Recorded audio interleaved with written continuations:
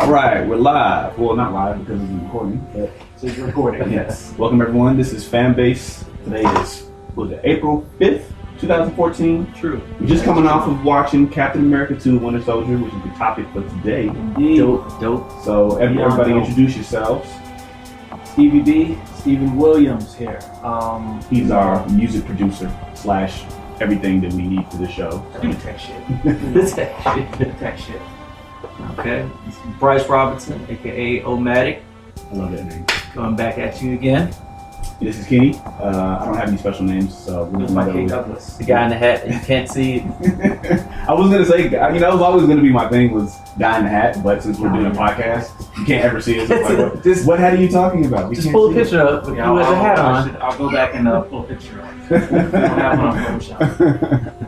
So we're gonna be talking about Captain America 2. This is a spoiler-heavy podcast. So if you have not seen the movie, turn this off right now. Yeah, don't get your fucking feelings hurt, man. Yeah, we're gonna be talking about everything. So initial reactions. What do you guys think? Dope movie. Dope out of 10. It was a huge step up from the first one. Both from a cinematic standpoint, from an action standpoint, from an acting standpoint. And I mean, I can see how some people could compare this to, Batman, The Dark Knight Rises compared to... Well, not The Dark Knight, that's right. Nobody liked that one. Sorry, not Dark Knight. The first one? No, Dark Knight Rises, nobody liked it. Oh. Well, all the fanboys. Whatever. Anyway, continue. But yeah, basically the first two newer Batman. I'm bad with titles. But yeah, it was a huge step up. So I'm really excited to see what happens next. I mean, we'll look to see how it ended. It was definitely It's really interesting. I'm glad that you brought up, because I was saying earlier to you guys before we started recording that people on Twitter are talking about it, comparing this to The Dark Knight. I don't really like comparisons or whatever. I mean, I think that the Dark Knight trilogy is its own monster. Right. I mean, I can almost say that it's barely even a superhero. It's so grounded in reality, so gritty, you almost believe that you can almost be like, yeah, there's a rich dude who could do what this dude does in this movie. Right. But Captain America, this is a superhero film. And they remind you about that halfway through the movie when you got Zola, who put his mind into a computer. Yeah, it's like that. That man is booting up on Windows 98. It's the next level shit. But yeah, Bryce, what do you think? I really liked it. I think they went to the next step as far as the cinematics were concerned. I mean, off the chain, Boom Productions, ILM, of course, did their thing. Also, with the action sequences, they punched it up to 12. Dudes were taking L's left and right. If they had just a few more blood splatters, this could have been and speaking of that, you know what? I saw a lot in the turbine. There's a lot of people dying in this movie versus just. I mean, people would get shot up. You would never see any blood splatter or anything, even with headshots. They just fall out, right? But people people were getting thrown and fucking. They're getting incinerated. They're getting thrown into turbines. It was madness, man. So it was a lot more. It was a lot more violent, I guess you could say, compared to other Marvel movies. Not that that's a bad thing, but I mean it's noticeable. Yeah, definitely noticeable. It showed the impact. There were a lot of things that stood out to me in this movie. Other than it just being the last movie in the Phase 2 Marvel Cinematic Universe, I think that this was the least like a superhero movie out of all of the movies they made this far. I mean, it's definitely still Captain America Marvel superhero, but it's kind of a spy flick, kind of a political thriller kind of thing, whatever. It's like, I think if you didn't call Steve Rogers Captain America and didn't put Marvel logo on it, this could pass as a pretty decent spy film. Yeah, spy film. Like really. And the action was so well done. I can't think of a movie. I mean, other than the Avengers, I don't think any other Marvel movie comes close to the quality of action. Right. They went to a whole nother level.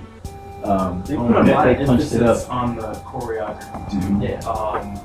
Even from a cinematic standpoint, if you just look at like the zoom ins that they did for the punches, the different effects, they just put more emphasis on the hand-to-hand combat, which is pretty much what Captain America excels at, because he's not like, obviously Thor with his godly powers, Hulk with his ridiculous strength, and fucking Iron Man with his machines. It's just straight up, this dude is a super strength hero.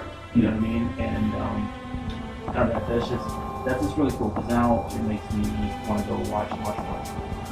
True, and I'm glad you said that, because I think that I was telling Gerard earlier that one of the things that I think stood out, well, I think that I hope people take from this movie, because a lot of people were talking about how Captain was like, Captain America doesn't really stand up to the, the god tier of Hulk and Iron Man and Thor and all this stuff, and it's like, that's really not what's important about Captain America. I mean, when you see this movie, you see how the quality of a soldier he is, his intellect, his skill, his leadership. It's like his leadership. It's like he has a strong strategic mind.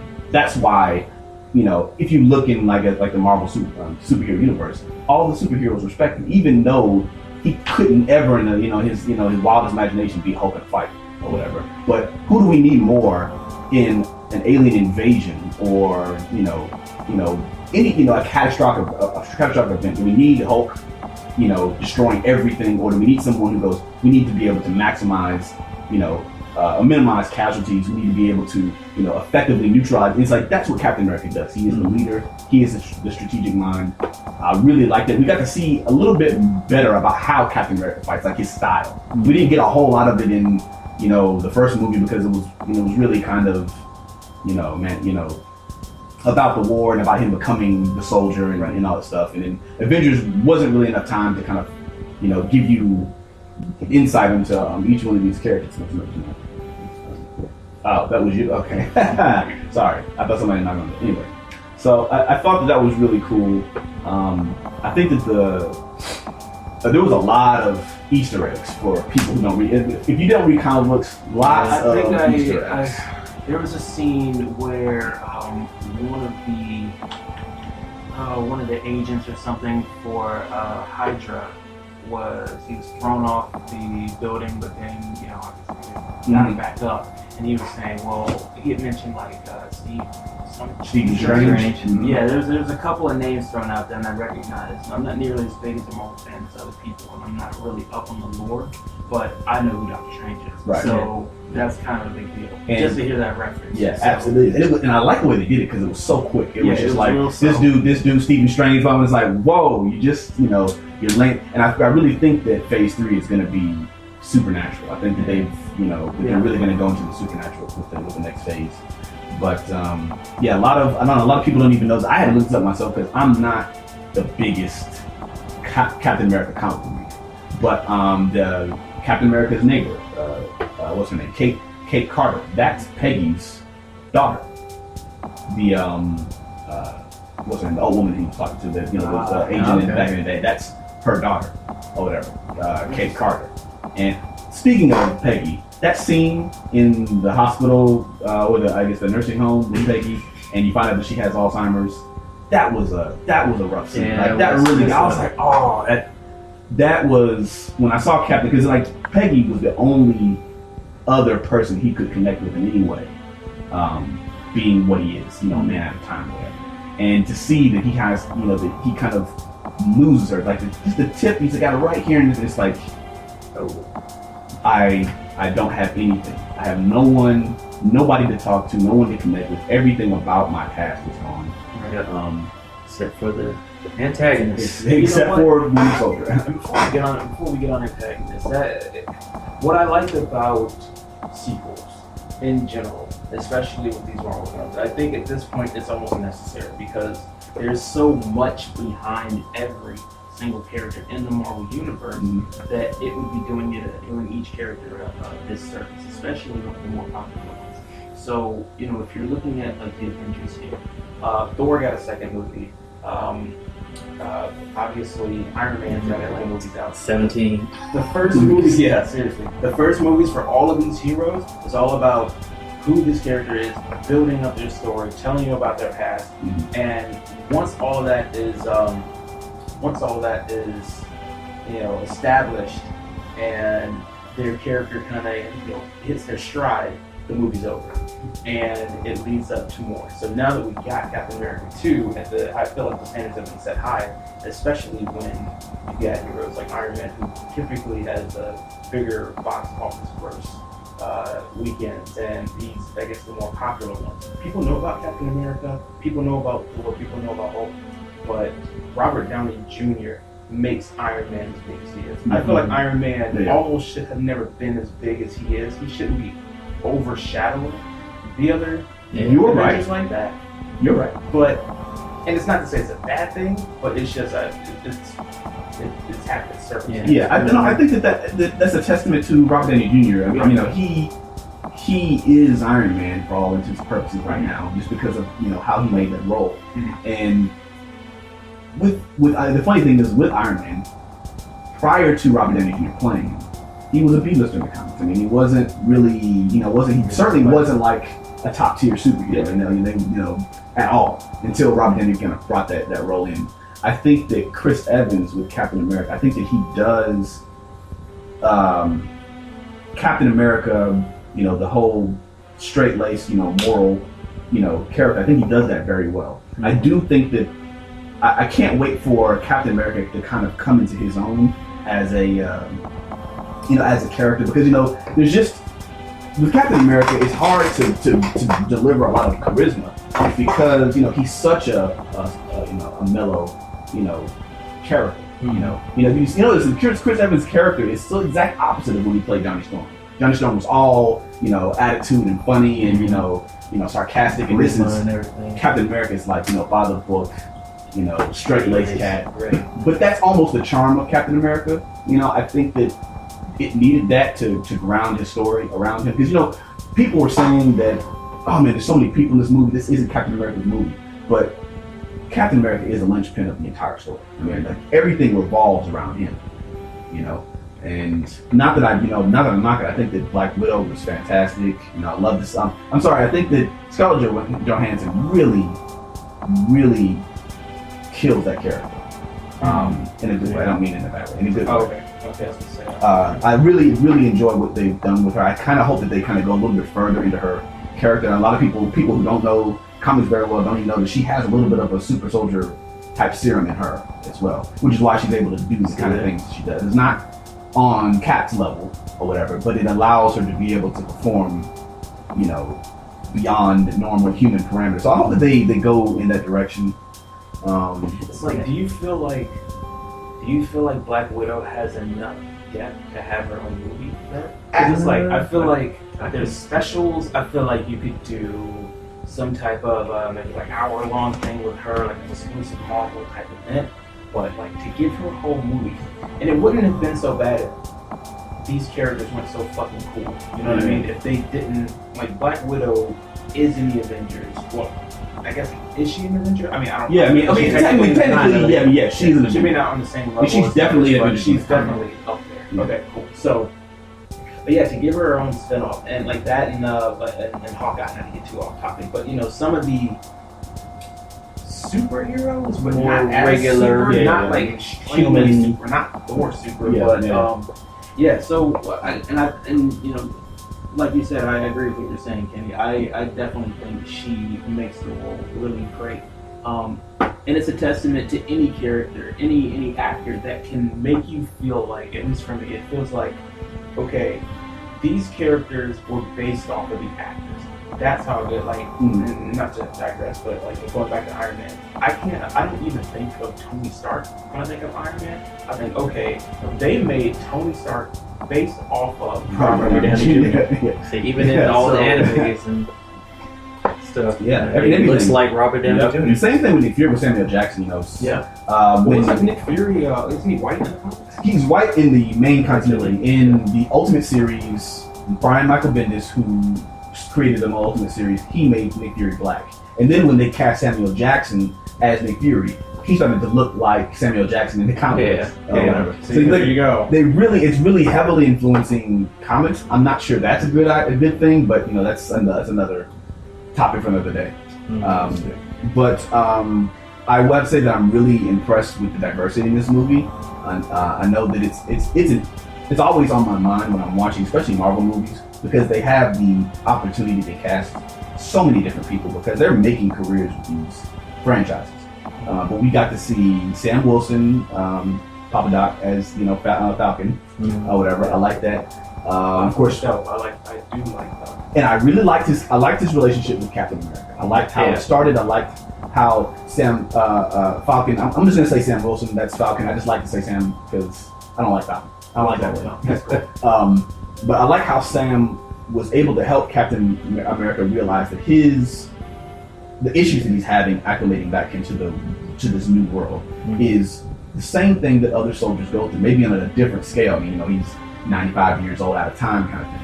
But he's still, because Sam was holding those the PTSD, or whatever, trying to help, vets, kind of go back into society. Cap's going through the same thing, and I like that. That's kind of how they, Captain can make a connection because Cap is lost, with what to do with himself, because we don't really see Captain America as like a superhero. I mean, Captain America doesn't run around the street stopping robberies and shit like that. It's not Spider-Man. But so it was an interesting relationship. I really liked it. The plot of the story of this movie was not something that we haven't seen before in other like spy James Bond type movies, but I still really liked what they did with Hydra. Because it's really difficult to make, especially with Captain America. He doesn't have a lot of variety in his supervillains. It's all Hydra. Red Skull, Baron Strucker, Zemo. Just really all almost centered on Hydra. So it's really cool how Hydra kind of, if you're still listening to this spoiler, how Hydra kind of, grew into S.H.I.E.L.D. and destroyed it from the inside. This was years in the making. And then S.H.I.E.L.D. kind of basically had to commit suicide to stop Hydra.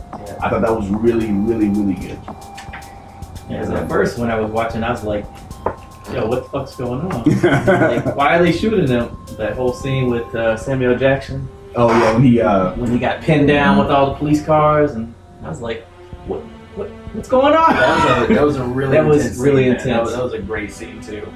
Man, and let's talk about that. That was one of the dopest car chase scenes / turned into a gun scene I've seen in movies in a while. Like, it was really good. The moment, with the police cops, I was like, yo, why are these? And then the car says, oh, there are no police station in this area. And he's like, Shield is infiltrated, I'm fucked or whatever. And I thought that was really cool. I don't think, the destruction of Shield definitely isn't going to be permanent, but I did like it. I think that this is going to, the Shield that comes from this, because Shield is not going to go away. Shield is a lot of people don't like that people. A lot of people think that Shield is probably the weakest part of the cinematic universe. I really, really enjoy, Shield in general. I like what they represent in comics in general and in these movies. But I think that what's going to happen, what rises from the ashes of the Shield, is going to be more close to what we see in the comics. Because when I tell you in the comics, that shit never happens to Nick Fury. Nick Fury never gets gunned down in the middle of on the street. If he had gotten gunned down, that was a life model decoy. Like, Nick Fury does not get caught off guard. So I think that we're going to be seeing some interesting. They laid a lot of interesting groundwork for Captain America 3. With the Shield being destroyed, with Crossbones, which was what's the name, who got burnt up in the movie. With the guy at the beginning, he's also a supervillain, or kind of like a villain. The guy they had to chase down, the pirate at the beginning. Right. I can't remember his name right now, but him, wherever Captain America and Falcon are going to find. There's a lot that's going to be happening at the same time, I feel like. And I wonder, at this point it's just speculation, so, at the end of the movie, obviously Captain Falcon. Hey! Falcon Punch. Show me Captain America and Falcon are looking for Bucky. and you got Shield, obviously gonna have to repair itself, rebuild itself. So I think there would be so many different parts moving, and it'll probably come all together at some point. That's my guess. But we didn't talk about Bucky yet. Right. Yeah. I was trying to say. I was trying to say. I Bucky for- got No, that's fine. some other shit. So let's talk about the Winter Soldier. Got that Shadow Colossus. There are. Colossus arm, Yeah, I mean that's. bionic arm. The way that they brought him in, he was kind of this unknown soldier. You knew he was beast mode from the end of the Samuel L. Jackson chase when he shot that little thing and blew his car up. But it depending on whether you knew about the lore of the story and whether you didn't. I noticed in the audience when they finally realized that it was Bucky that was the Winter Soldier, a lot of people were like, oh, okay, yeah, it was him, it was the guy that was in the museum, blah, blah. So that was really cool to see, people's reaction that don't read the comics. Mhm. And me personally, I probably would have had that same reaction, but I still knew enough about the comics to know that, that was listening. I knew about that. But we all have a mutual friend here, listeners, named Javers, who had never seen the first one, and I don't think he catches up. He's not really caught up with the Marvel universe, so he was really surprised to see who that was. But the only person he could reference it to was Bucky, who was at the exhibit in the museum. Mhm. So for those who haven't seen Captain America 1, you'll be fine. There's enough in the story in 2 to get you caught up.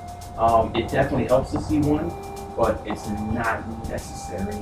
Yeah, But I think it would really enhance your experience if you saw the first one. Yeah. And I think that's a really important thing about Marvels. I mean, what Marvel's doing with these movies is that, everything is, connected.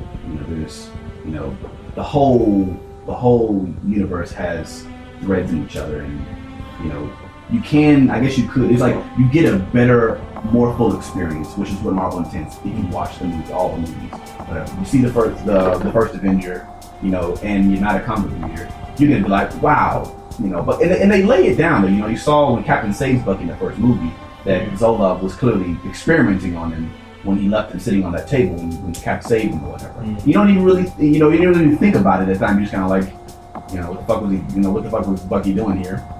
Torturing him or whatever. And it's really interesting. This is probably, I'm going to go back to Winter Soldier in a minute. I just wanted to say that this adaptation is probably the closest to the actual story in the comics that the movies have gotten so far, or whatever. It's, with the exception of who creates Winter Soldier, it's pretty much the same. Because I'm pretty sure in the comics it was like the Red Skull who did this to Bucky, or whatever, and training for assassinations and whatnot. But anyway, the Winter Soldier. Sebastian Stan plays the Winter Soldier. Okay. The only thing I've ever seen him in other than this is Once Upon a Time. I don't know if anybody's ever seen that show. That's a nigga.